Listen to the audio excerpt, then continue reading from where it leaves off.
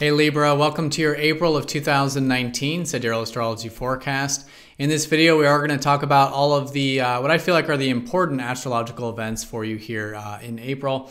Now, if you do look down at the chart, you will notice that some of the, or actually all of the signs are different sizes.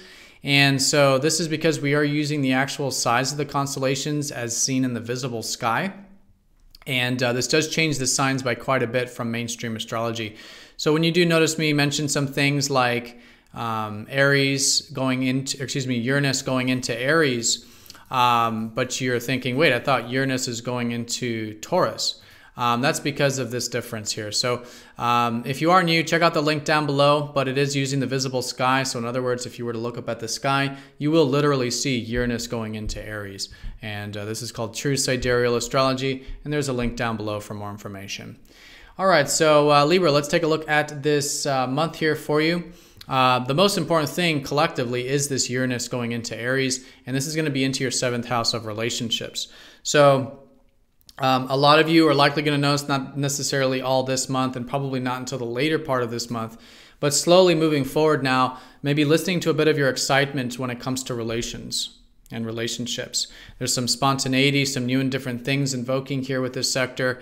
Life is helping you mix it up, get outside your comfort zone, try new things with it, bring in more freedom with your relationships. And so great to listen to that moving forward. And I think you will notice a lot of great changes to, again, inspire you, bring in some excitement and more freedom into your relationship sector for about the next 5 years.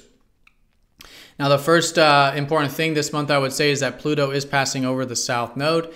And so this is in your 3rd house, where there's been a lot of more serious type of energy. 3rd house is the house that has to do with our practical minds, our practical day-to-day lives, also information and communication. And so it's been really good to really ground and build upon your communication, your mind, your skills upon these things. And here, just these first maybe 5 days, maybe you're breaking some patterns involving your perspectives, involving how you're thinking about things, maybe releasing some patterns involving that, or maybe communication, and maybe even some fears, maybe even releasing some fears involving these practical things like learning, reading, writing, communication, just your perspective, anything like that. It's definitely some releasing taking place here, which can then really help empower the area, so you have more empowerment when it comes to your ideas, communication, and learning and stuff like that. So that's coming into the month. And then April 2nd, we do have Mercury going over Neptune, which is going to solidify a lot of stuff from last month, which was likely involving a lot of it having to do with your self-expression. A lot of you maybe reevaluated a bit your self-expression, or things close to your heart, or what you might consider your passions in life. And so now this is all getting sort of solidified and completed here, where you're probably just finding a greater sense of peace and acceptance about these things close to your heart, or about your self-expression, which is kind of nice.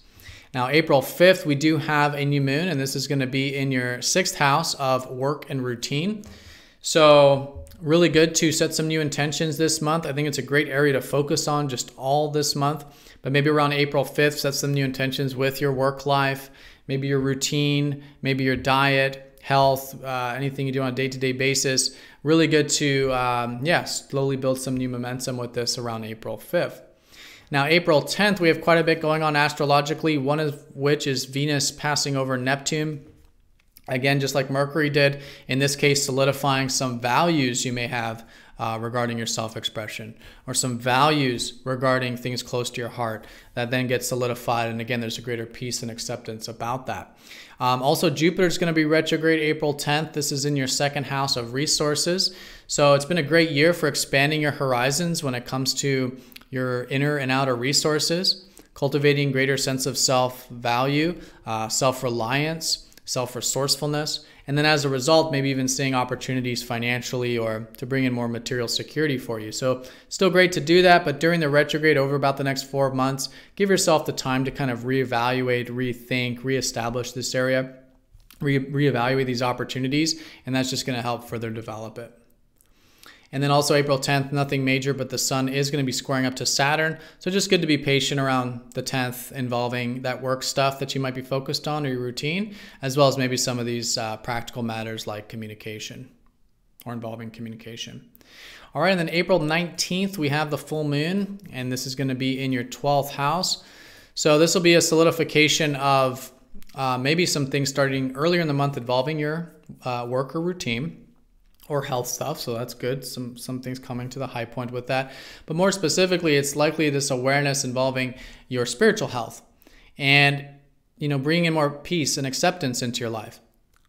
And so if there has been anything over the past 6 months that you've been doing spiritually or psychologically that has been helping you gain greater acceptance and peace into your life, this could certainly be the high point of that. And really, I would say just around April 19th is to find that balance between your spiritual well-being and your physical well-being, like your routine and work and health or anything you're focused on there with that stuff now.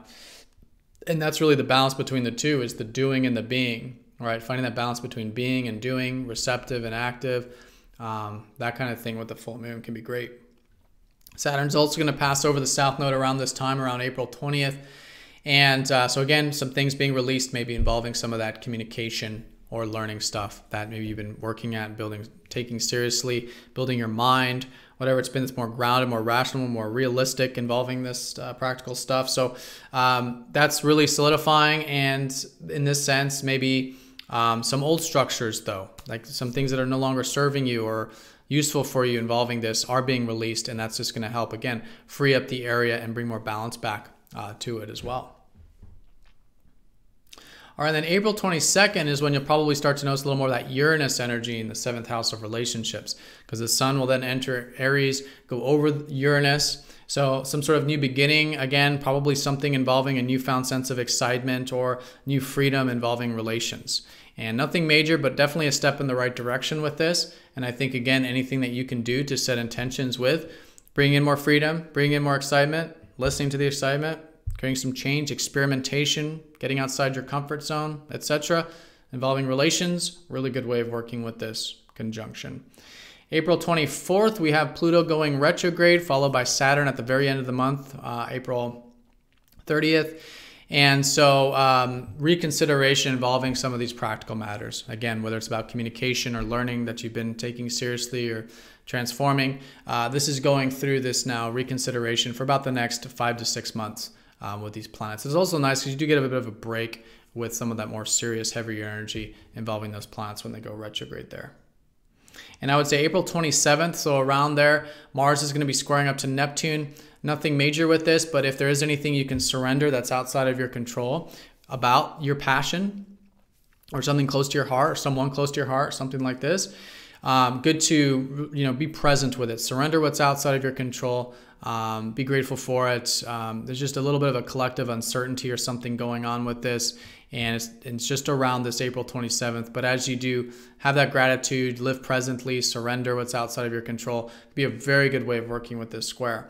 And what I would say is really good month, all month, is to really put energy into like what's really meaningful to you on a deeper level. And like being direct with like vulnerability and depth and truth when it comes to the things that are more meaningful. And that's really where your motivation and drive is. And also when it comes to shared resources, anything on that level, you can be quite motivated or driven towards there. And also to free yourself up from any cycles or patterns. A really good month to put some energy into that stuff, maybe even healing as well when it comes to Mars in the 8th. All right, and then one thing I'll say, the last thing I'll say here, to really help balance out a lot of this practical energy that you're involved with right now, like I said, is to expand your horizons. I mean, this month, but especially the next year, great to expand your horizons, listen to your spirit for life, listen to your adventurousness. Some of you may be learning new philosophies or perspectives and more abstract, larger things. And that more abstract stuff, expansive stuff, is you're going to find is exactly what your more practical self needs right now, or maybe what these practical things need in your life right now, just in general. All right, so Libra, have a fantastic April. Thank you for watching. If you found this video helpful, be sure to click that like button and comment down below. And I will see you all next time for the next video. Take care.